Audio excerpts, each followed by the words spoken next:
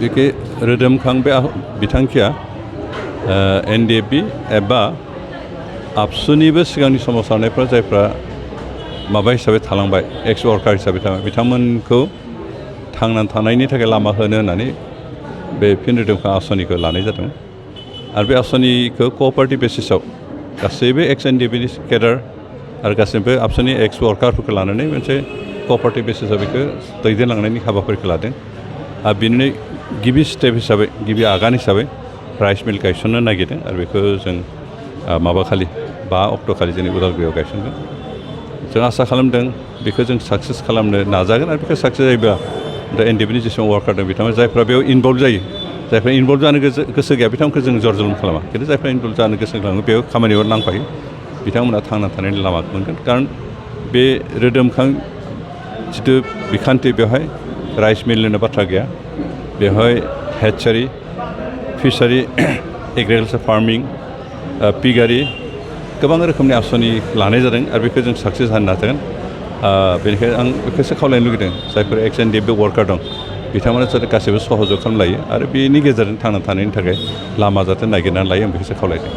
बेखौ रोदोमखां बे बिथांखिया NDFB एबा आबसुनिबो सिगांनि सोमावसारनायफ्रा जायफ्रा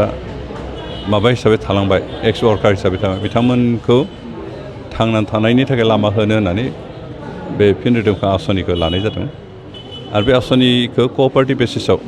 गासैबो एक्स NDFBनि केडार आरो गासैबो आबसुनि एक्स वर्कारफोरखौ लानानै मोनसे कअपारेटिभ बेसिसाव बेखौ दैदेनलांनायनि हाबाफारिखौ लादों आरो बिनिनो गिबि स्टेप हिसाबै गिबि आगान हिसाबै राइस मिल गायसननो नागिरदों आरो बेखौ जों माबाखालि 5 अक्ट'खालि जोंनि उदालगुरियाव गायसनगोन जों आसा खालामदों बेखौ जों साक्सेस खालामनो नाजागोन आरो बेखौ साक्सेस जायोब्ला दा NDFBनि जेसेबां वार्कार दं बिथांमोन जायफ्रा बेयाव इनभल्भ जायो जायफ्रा इनभल्भ जानो गोसो गैया बिथांमोनखौ जों जर जुलुम खालामा खिन्थु जायफ्रा इनभल्भ जानो गोसो खालामो बेयाव खामानियाव नांफायो बिथांमोना थांना थानायनि लामा मोनगोन खारन बे रोदोमखां जिथु बिखान्थि बेवहाय राइस मिलनिनो बाथ्रा गैया बेवहाय हेचारि फिसारि एग्रिकालचार फार्मिं पिगारि गोबां रोखोमनि आसनि लानाय जादों आरो बेखौ जों साक्सेस जानो नाजागोन बेनिखायनो आं बेखौसो खावलायनो लुगैदों जायफोर एक्स NDFB वार्कार दं बिथांमोना जाहाथे गासैबो सहयोग खालामलायो आरो बेनि गेजेरजों थांना थानायनि थाखाय लामा जाहाथे नागिरनानै लायो आं बेखौसो खावलायदों मोनसे गोजोनथाव खौरां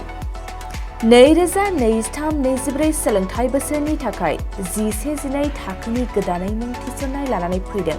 बाक्सा जिल्लानि सालबारि बाजारनि साखाथियाव थानाय सेन्ट जेभियार्स इंलिश स्कुला